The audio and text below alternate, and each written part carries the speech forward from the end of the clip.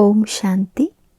आज 26 नवंबर के साकार मधुर महावाक्य हम सुनेंगे।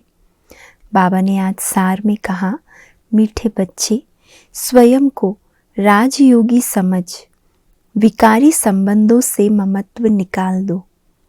स्वयं को राजयोगी समझ विकारी संबंधों से ममत्व निकाल दो। सिर्फ तोड़ निभाने के लिए साथ रहो। ममत्व निकल जाए और सिर्फ निमित्त मात्र तोड़ निभाने के लिए साथ रहो। प्रश्न है, तुम बच्चों ने देह भान को भुलाया है, इसका यादगार शास्त्रों में किस रूप से दिखाया है? उत्तर है, दिखाते हैं पांडव पहाड़ों पर गल गए। शास्त्रों में क्या कहानी दिखाई है? पांडव पहाड़ों पर गल गए, परंतु उनको क्या पड़ी थी जो पहाड़ों पर बर्फ में जाकर शरीर छोड़ेंगे?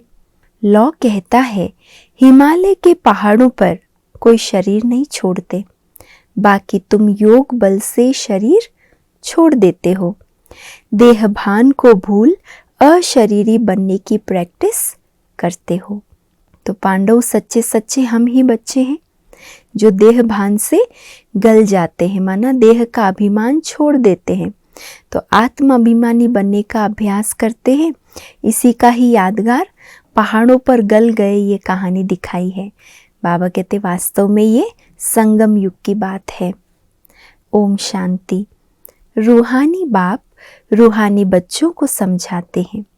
समझाते तो हर रोज हैं, फिर भी कई बातें भूल जाती है। बच्चों को बुद्धि में ये तो रखना है कि यह संगम युग है, हम संगम युग पर हैं। बाप आते भी हैं संगम युग पर। कलयुग अंत और सतयुग आदि का संगम गाया हुआ है। बुलाते भी इस समय है। पतित दुनिया कहा जाता है कलयुग के अंत को, इसलिए और कोई टाइम पर बुलाते नहीं। बाप आएंगे भी नहीं। वैसे तो द्वापर से हम बुलाते आए, लेकिन बाबा कहते मैं और कोई भी टाइम पर आता नहीं हूँ। जब कलयुग का अंत होता है तब ही मुझे बुलाते हैं, बाबा हम पतितों को पावन बनाने आओ। कलयुग के अंत और सतयुग के आदि में आओ। बुलाते हैं, परंतु उनको पता नहीं है कि कल्प की आयु कितनी है। समझते हैं भक्ति करते करते, धक्का खाते खाते आखिरी में मिल ही जाएंगे। इसीलिए भक्ति करते ही जाते हैं, जगह जगह तीर्थ यात्राएं करते ही रहते हैं। सोचते हैं कभी ना कभी तो भगवान मिल ही जाएंगे। कल्प का अंत कब होगा ये किसको पता नहीं है। याद करते ही तब है जब कलयुग का अंत होता है। सत्युग त्रेता में तो है ही सुख, द्वापर में भी इतना दुख नहीं होता है। कलयुग में मनुष्य जब बहुत दुखी होते हैं तब बाप को पुकारना शुरू करते हैं। तमो प्रधान माना दुखी तभी पुकारेंगे ना, हे दुख हरता सुख करता आओ। दुख के बंधन तो बहुत हैं। दुख के टाइम ही भगवान को पुकारते हैं कि इस बंधन से छुड़ाओ। जब कोई रास्ता नहीं मिलता है तो बहुत जोर से पुकारते हैं, परंतु फिर भी पाते नहीं। जोर से पुकारते हैं माना बहुत दिल से भावना से भगवान को बुलाते हैं। जैसे भूल भुलैया होता है ना, जहाँ से भी जाते हैं रास्ता नहीं मिलता। थक जाते हैं फिर चिल्लाते हैं, जब थक जाएंगे तो फिर चिल्लाने लगते हैं। तो यहाँ भी मनुष्य जब बहुत दुखी हो जाते हैं तब चिल्लाते हैं, हे दुख हरता सुख करता।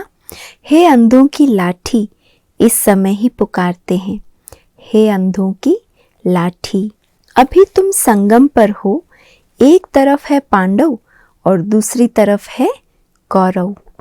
अंधा उनको कहा जाता है जो रचयिता और रचना के आदि मध्य अंत को नहीं जानते हैं। सज्जे उनको कहा जाता है जो बाप द्वारा रचता और रचना को जान गए हैं। तुम तो समझाते हो हमको राज्य भाग्य मिला है, तब तो चित्र दिखाते हैं। चित्र तभी तो बताएंगे जब हमको वो प्राप्ति हुई है, राज्य भाग्य मिला है। सतयुग है शिव बाबा का स्थापन किया हुआ, इसलिए उनका नाम पड़ा शिवालय। फिर विकारी बनते हैं तो वाम मार्ग की स्थापना होती है, इसलिए इसको वैश्यालय कहा जाता है। सतयुग है शिवालय, कलयुग है वैश्यालय। तुम संगम युगी ब्राह्मणों को ये मालूम है कि अभी हम न वैश्यालय में हैं और न शिवालय में हैं, तो कहाँ है? बाबा ने आंसर भी दिया ना, संगम युगी ब्राह्मणों को मालूम है कि अभी हम न वैश्यालय में हैं और न शिवालय में हैं, संगम पर हैं। हम शिवालय में जा रहे हैं, संगम पर शिवालय में जाने की तैयारी कर रहे हैं। अभी वैश्यालय विकारी संबंधों से हमारा ममत्व निकल गया है। अभी है हमारा भविष्य के संबंधों से ममत्व। हम अभी राजयोगी हैं, वो है योगी, उनसे हमारा क्या कनेक्शन है?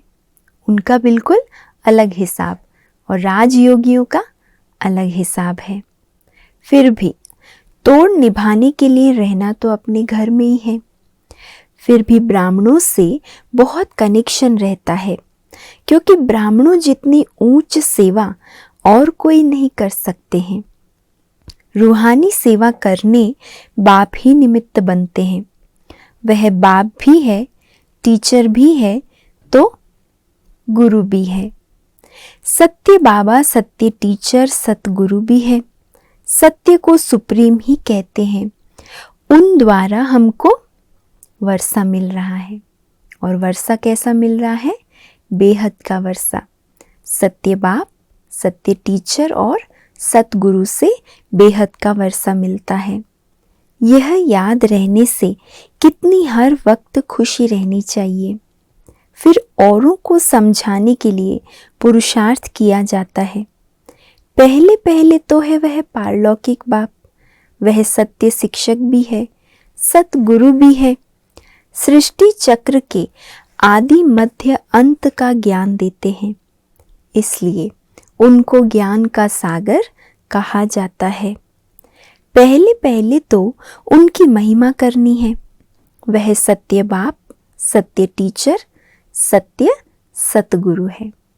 ये महिमा उनको सुनाओ ताकि उनका भी परमात्मा में बुद्धि योग जुड़ जाए और उनको भी ये खुशी हो कि ऐसे सत्य बाप, सत्य टीचर और सत्य सतगुरु स्वयं आकर इतना बड़ा बेहद का वर्षा देते हैं, सत्य धर्म की स्थापना करते हैं। मांगते हैं ना कि एक राज्य हो, वो तो सतयुग में होता है, यहाँ तो हो न सके। मनुष्य कहते हैं वन वर्ल्ड हो जाए, एकता हो जाए। वर्ल्ड तो एक ही होती है, सिर्फ वर्ल्ड में एक राज्य हो ये हो सकता है। वर्ल्ड तो एक ही है, दो वर्ल्ड नहीं होते, लेकिन उस एक ही विश्व में एक राज्य, एक धर्म की स्थापना बाबा आकर करते हैं। देवताओं का राज्य था, वहाँ और कोई हंगामे की बात नहीं थी। बेहद का बाप ही आकर राजधानी स्थापन करते हैं, ये भी अब तुम समझ गए हो। बाप ही राजयोग सिखलाते हैं, ना कि श्री कृष्ण। उन्होंने कृष्ण के लिए समझ लिया है। राजयोग सिखलाया ही तब जब राजधानी स्थापन करनी थी। बाकी शास्त्रों में तो है महिमा। सिर्फ महिमा करने से कोई राजयोग सिखलाते हैं क्या? वो गीता आदि जो सुनाते हैं वह कोई राजयोग सिखलाते हैं क्या? गीता सुनाते हैं वो तो सिर्फ जो होकर गए हैं उनकी महिमा करते हैं। भगवान ने जिन्हों को सुनाया उन्होंने ही राज्य पद पाया। बाकी ये त्योहार आदि सब भक्ति मार्ग के हैं। मुख्य है ही संगम युग की बात। शिव बाबा आते हैं शिव जयंती के बाद कृष्ण जयंती। शिव बाबा के आने के बाद जरूर नई दुनिया स्थापन होगी। कृष्ण तो है सतयुग का मालिक, शिव बाबा ने आकर कृष्ण को ऐसा बनाया। एक कृष्ण को थोड़ी ज्ञान दिया होगा, कृष्ण पूरी स्थापन की होगी।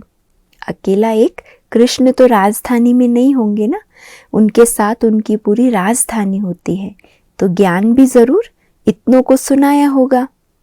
आत्मा को तमो प्रधान से सतो प्रधान बनाने के लिए योग सिखाया है। तुम ही फिर सतो रजो तमो में आते हो ना, ऐसे नहीं कि सतयुग में ही तुमको बैठ जाना है। 84 जन्मों का हिसाब भी है। सतयुग के बाद त्रेता जरूर आना ही है। दिन के बाद रात होनी ही है और रात के बाद फिर सवेरा आता है। सतयुग की स्थापना कौन करते हैं, कैसे करते हैं? क्योंकि सतयुग है ही नई दुनिया। बाप कहते हैं हम पुरानी दुनिया बदलते हैं। ये वही महाभारत की लड़ाई मुसलों की है। कहते हैं पांडव भी थे, पांडवों की जीत हुई। महाभारत लड़ाई में पांडवों की जीत हुई। स्वराज्य मिला है जरूर, तो स्वराज्य में आएंगे ना। शरीर भल कहाँ भी छोड़े, राजाई में तो आना है।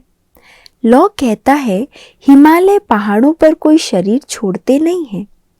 योग तो यहाँ ही सीखते हैं, योग बल से ही शरीर छोड़ना है ना। आत्मा इतना अच्छा पुरुषार्थ करे जो अंत घड़ी बाबा की याद में ये पुराना तन छोड़े। उनको क्या पड़ी है जो पहाड़ों पर बर्फ में जाकर शरीर छोड़ेंगे? ये भी गपोड़े हैं। जैसे सर्प पुरानी खाल छोड़ नई लेते हैं, वैसे आत्मा भी एक शरीर छोड़ दूसरा लेती है। शांति धाम में जाकर फिर आएंगे सतयुग में। बाबा ने समझाया है सतयुग में शरीर छोड़ेंगे तो आप ही अपने समय पर, जब शरीर बूढ़ा होता है तब एक शरीर छोड़ दूसरा लेते हैं। वहां तो वापस शांति धाम में नहीं जाएंगे। शांति धाम में अभी जाना है, अभी वह प्रैक्टिस की जाती है। जो तुम्हारी वह प्रैक्टिस अविनाशी हो जाती है। क्या प्रैक्टिस अविनाशी हो जाती है? आत्मा अशरीरी बनने की यहाँ प्रैक्टिस करती है, तो सतयुग में भी फिर वो आत्मा के संस्कार अविनाशी हो जाते हैं। यहाँ तो प्रैक्टिस इसलिए कराते हैं क्योंकि पुरानी दुनिया को ही छोड़ना है। वहाँ तो नई दुनिया है। स्वर्गवासी शरीर छोड़ेंगे तो स्वर्ग में ही आएंगे, नरकवासी शरीर छोड़ेंगे तो नरक में ही रहेंगे, स्वर्ग में जा न सके। सतयुग में तो तब जाएंगे जब बाप आकर राजयोग सिखलाए, तब दैवी राजधानी में अर्थात सतयुग में जा सके। राजा महाराजा का लक़ब यहाँ भी मिलता है, पद दूसरा मिलता है, परंतु नाम वह चलता रहता है, बदल नहीं सकता। कोई कोई का टाइटल कायम कर देते हैं जो पैसे से टाइटल लेते हैं। आगे 1,00,000 2 लाख कह देते थे तो टाइटल मिलता था, लक़ब माना टाइटल मिल जाता था।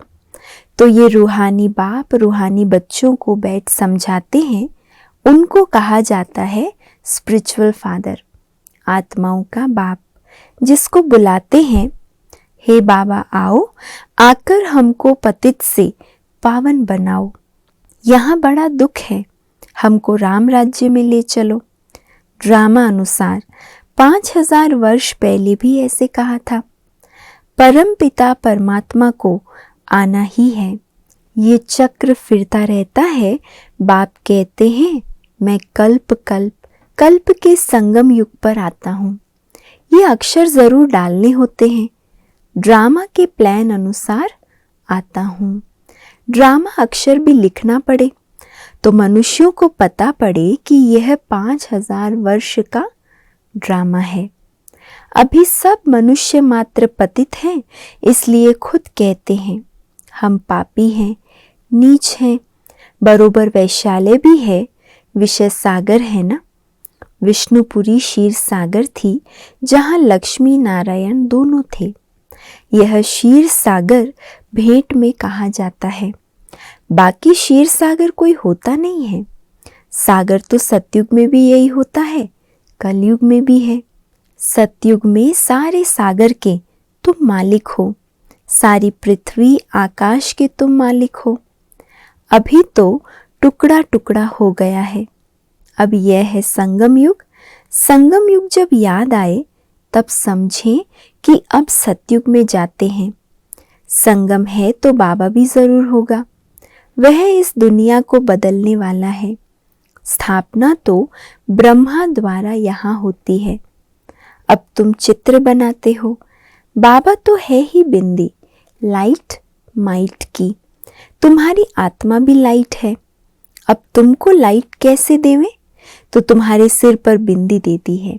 लाइट कैसे दिखाएंगे? तो बाबा कहते लाइट की निशानी मस्तक पर बिंदी दे दी है। आत्मा को लाइट कैसे दें? लाइट देने से बड़ा बन जाता है। वह बड़ी लाइट को ही पूजते हैं, इसलिए मनुष्य परमात्मा को ज्योति स्वरूप कह देते हैं। वास्तव में लाइट है पवित्रता की निशानी। मनुष्य समझते हैं ज्योति स्वरूप है। बिंदी को अगर लाइट भी छोटी दे तो पूजा कैसे होगी? इसलिए बड़ा कर देते हैं। बाप कहते हैं मैं परमात्मा सुप्रीम सोल हूँ, जिसको तुम परमात्मा कहते हो। परंतु छोटी बिंदी की पूजा कैसे हो? लाइट कैसे दे? कोई लिंग की पूजा करते हैं। साहूकार है तो हीरा गोल बनाकर उनकी पूजा करते हैं। नाम तो शिवलिंग ही रखेंगे। है तो स्टार, और कोई चीज नहीं है। ये बड़ी गुह्य बातें समझने की है। परमात्मा का स्वरूप ज्योति स्वरूप है, स्टार है, लाइट है। बाबा कहते ये बड़ी गुह्य समझने की बातें हैं। आत्मा कोई बड़ी छोटी नहीं होती, नहीं तो फिट कैसे हो? अभी तुम जैसे अपनी आत्मा को जानते हो वैसे बाप को जानते हो। आत्मा बाप को बुलाती है। तुमने अपनी आत्मा को देखा है तो परमात्मा को कैसे देखेंगे? जब स्थूल नेत्रों से आत्मा को नहीं देख सकते तो परमात्मा को कैसे देखेंगे? हाँ, दिव्य दृष्टि से देख सकते हैं। सो तुम जबकि जानते हो फिर देखने से फायदा ही क्या? यह तो पढ़ाई पढ़ने की है जिससे मनुष्य देवता बनते हैं। यह है फ्यूचर नई दुनिया के लिए पढ़ाई। ये लक्ष्मी नारायण कहाँ ऐसे कर्म सीखे? संगम पर। बाप कहते हैं मैं संगम पर ही आकर तुमको नई दुनिया के लिए पढ़ाई पढ़ाता हूँ। बाबा प्रदर्शनी में तार देते हैं, उसमें भी ये लिखना है यह संगम युग है। बाप कहते हैं तुम हमसे बर्थ राइट ले सकते हो भविष्य 21 जन्मों के लिए। संगम युग अक्षर जरूर लिखना है। एक्यूरेट जो तार जाती है उसकी कॉपी वहां लगानी है। बड़े अक्षरों में लिख देना चाहिए। दिन प्रतिदिन क्लियर होता जाता है। नीचे लिखते ही है बाप दादा। शिव बाबा जो आत्माओं का बाप है वह प्रजापिता ब्रह्मा द्वारा सिखलाते हैं। बाप कहते हैं मुझे शरीर का आधार तो चाहिए ना। शिव तो है निराकार, उनको तो अपना कोई शरीर है नहीं। ब्रह्मा विष्णु शंकर तो सूक्ष्म आकारी हैं, बाकी तो सबको शरीर है। बाप कहते हैं मुझे शरीर है कहाँ? मैं तो निराकार हूँ। परंतु ऐसे तो नहीं कि मैं नाम रूप से न्यारा हूँ। भले मुझे शरीर नहीं है पर मेरी आत्मा का नाम तो है। बहुत क्लियर बच्चों को समझाते हैं मैं हूँ निराकार, परंतु जब मैं आता हूँ तो मुझे शरीर जरूर चाहिए। मैं गर्भ में नहीं आता हूँ। मैं खुद बतलाता हूँ कि मैं इस साधारण तन में आया हूँ।